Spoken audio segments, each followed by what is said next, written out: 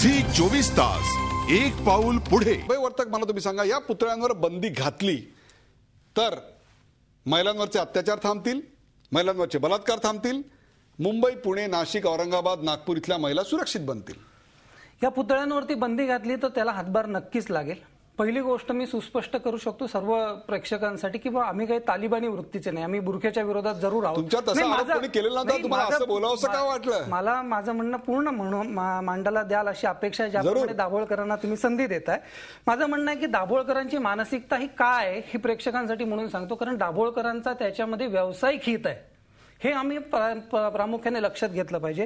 Times of इंडियामध्ये काही दिवसापूर्वी जाहिरात आली होती, एक नग्न बाई संपूर्ण म्हणजे अंतर्वस्त्र फक्त घातलेली आहेत आणि सगळ्यांपर्यंत पोहोचली। माझं म्हणणं हे जर वाईट नाही आहे तर उद्या मी माझ्या बहिणीला अशी जाहिरात करायला परवानगी देईन का? हा प्रत्येक सर्वसामान्य व्यक्तीने स्वतःला विचारायचा प्रश्न आहे। जर मी माझं म्हणणं एवढंच आहे की जर ते हो असेल तर माझं म्हणणं आजही भारताची स्थिती अशी आहे की भारतामधल्या लोकांचं म्हणणं मी माझ्या बहिणीला देणार नाही। एक मिनिट, मुळात बहिणीला परमिशन तुम्हाला द्यावी लागते किंवा तिला त्यांना तुमच्याकडून ती घ्यावी लागते, ही वृत्ती ही सुद्धा एक प्रश्न, ही सुद्धा एक प्रश्न आपण अनघा शोषण चालू आहे, बरोबर आहे, त्याचा उपयोग किती आणि वापर किती या विषयावर आपण चर्चा करणार। आपल्यासोबत अनघा सरपोतदार आहेत। अनघा सरपोतदार, विचारा रोकठोक या कार्यक्रमात आपलं स्वागत। विचारा रोकठोक।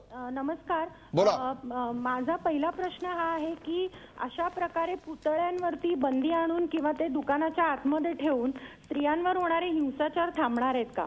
कारण मला असं वाटतं की हिंसाचाराचं मूळ कारण हे मानसिकतेत आहे आणि कोणताही पुतळा किंवा काही फिल्म किंवा कोणतंही गाणं बघून कोणी अत्याचार करत नसतं। दुसरं म्हणजे मला असं वाटतं की मुंबई महानगरपालिकेने जर असं पाऊल उचललं तर ते मॉरल पोलिसिंग करतायत असं वाटतं आणि स्त्रियांवरच फोकस का? म्हणजे पुरुषांच्या अंतर्वस्त्राच्या सुद्धा कितीतरी जाहिराती आपण टीव्हीवर पाहतो। प्रत्येक वेळी अन्याय आणि अत्याचार किंवा हिंसाचार थांबवण्यासाठी स्त्रियांवरतीच आपण बंधनं का घालायची आणि स्त्रियांवरच आपला फोकस का? अजून एक मुद्दा आहे की ज्या स्त्रिया पूर्ण कपडे घालतात अशा स्त्रियांवर सुद्धा हिंसाचार होतो। तर मला असं वाटतं की हे मॉरल पोलिसिंग जे आहे ते बंद झालं पाहिजे आणि हे पुतळा हटवून वगैरे स्त्रियांवर होणारे हिंसाचार अजिबात थांबणार नाहीयेत।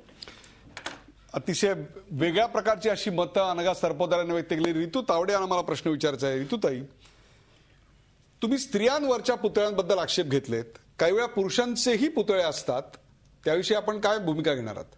नाही, माझी भूमिका पुरुषांच्या पुतळ्यांवरती पण तीच राहील, कारण शेवटी आपण कितीही म्हटलं तरी ह्या ज्या प्रतिकृती आहेत, पुरुषांची असू दे नाही तर स्त्रीची असू दे, आणि त्यांचे अंतर्वस्त्र त्यांना परिधान करून ज्या पद्धतीने ते बाहेर विटंबना केली जाते एक प्रकारची, ती विटंबना मुळात मला आधी कळत नाहीये। सगळ्यांचे रिस्पॉन्स येतात आहे, दाभोळकरांचं ऐकलं, बाकी ज्या भगिनी आहेत त्यांचंही मी ऐकलं, पण ही जी गरज आहे आता, ही जी काळाची गरज वगैरे स्त्रियांवरती का फोकस, ह्या सगळ्या गोष्टींकडे जाण्यापेक्षा ह्या पद्धती ज्या नव्याने सुरू केल्या ह्याला आपण वाढ खतपाणी का घालावी, ह्या तिथल्या तिथे का रोखू नये, माझा हाच सरळ सरळ प्रश्न सगळ्या महिलांना आहे।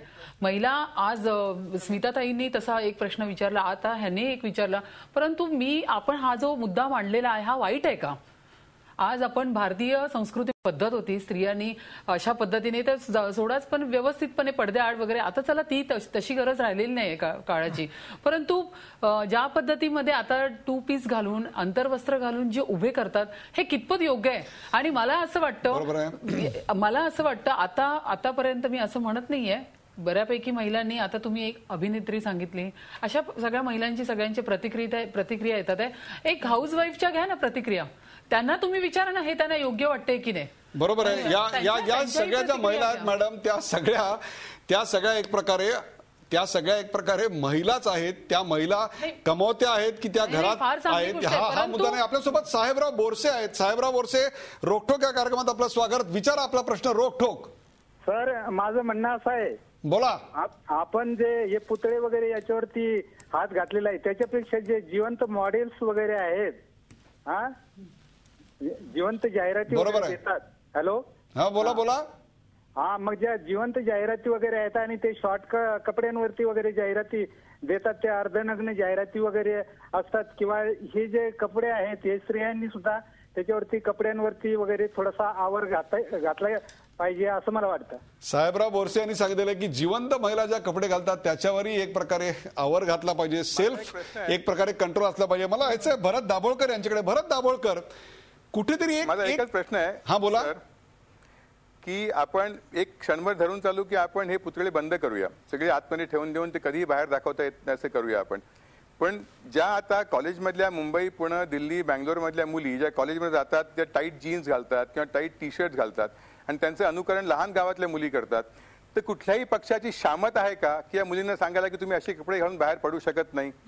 कुठल्याही पक्षाची, कुठल्याही राजकीय पक्षाची शामत आहे का आज की ती मुलींना सांगू शकते की तुम्ही असे कपडे घालून बाहेर फिरू शकत नाही, तुम्ही टाईट जीन्स घालू शकत नाही, तुम्ही रिव्हिलिंग कपडे घालू शकत नाही? हा कुठलाही राजकीय पक्ष सांगू शकतो का मुलींना? या ऋतू तावडे, कोणी उत्तर द्यावे. बरोबर आहे. अतिशय बिनतोड असा प्रश्न आहे. आणि उपप्रश्न मी तुम्हाला एक विचारतो. अनेक चित्रपटांमध्ये अशा प्रकारच्या लो वेस्ट जीन्स किंवा जीन्स मधून दिसणाऱ्या अंतर्वस्त्राची दृश्य गाण्यामध्ये अत्यंत उच्छृंखलपणे दाखवली असतात. या सगळ्याविषयी मग आपला काय भूमिका असणार आहे? का तिथेही तुमचं मॉरल पॉलिसिंग येणार आहे? ऑफकोर्स विरोध करा त्या गोष्टीला, तिथेही विरोध करा. आणि दुसरी गोष्ट, जीन्सचं सांगितलं मी, त्या जीन्सला आता फिल्म इंडस्ट्रीमध्ये ज्या पद्धतीत घालतात, मी एका सामान्य जीवन जगणाऱ्या व्यक्तींचं सांगते. अशा तर आमच्या भगिनी रस्त्यावरती वगैरे मुली कॉलेजमध्ये जातात, या पद्धतीचे असे कपडे घालत नाही. आता ह्यांची फिल्म इंडस्ट्रीमध्ये यांना TRP मिळावा, यांना भरपूर मोठं प्रसिद्धी मिळावी, त्यासाठी ह्या सगळ्या गोष्टी केल्या जातात. शेवटी डायरेक्टली इनडायरेक्टली परत तुम्ही लोकांना उत्तेजित करताना हे घालणारे तुम्हीच त्या अभिनेत्रीला हे करता की तुम्हाला असे सीन्स द्यायला पाहिजे, असे कपडे घालायला पाहिजे. आणि राहिली त्यांनी सांगितल्याप्रमाणे टाईट जीन्स, मी तर बोलते जीन्स फार चांगली गोष्ट आहे. पूर्ण पाय झाकला जातो, वरती जर व्यवस्थित टॉप घातला तर पूर्ण अंग झाकलं जातं. पण ह्यांनी जे मला आता दाभोळकरांनी सांगितलं की तुम्ही आता सांगितलं की ट्रान्सपरंट वरती टॉप घातला जातो, हे तुम्हाला सामान्य जीवन जगणाऱ्या महिला किंवा मुलींमध्ये दिसणार नाही. हे फक्त फिल्म इंडस्ट्रीमध्येच होतं. म्हणून मी वारंवार बोलते की ह्यांच्या इंडस्ट्रीमध्ये हे सगळं चालतं.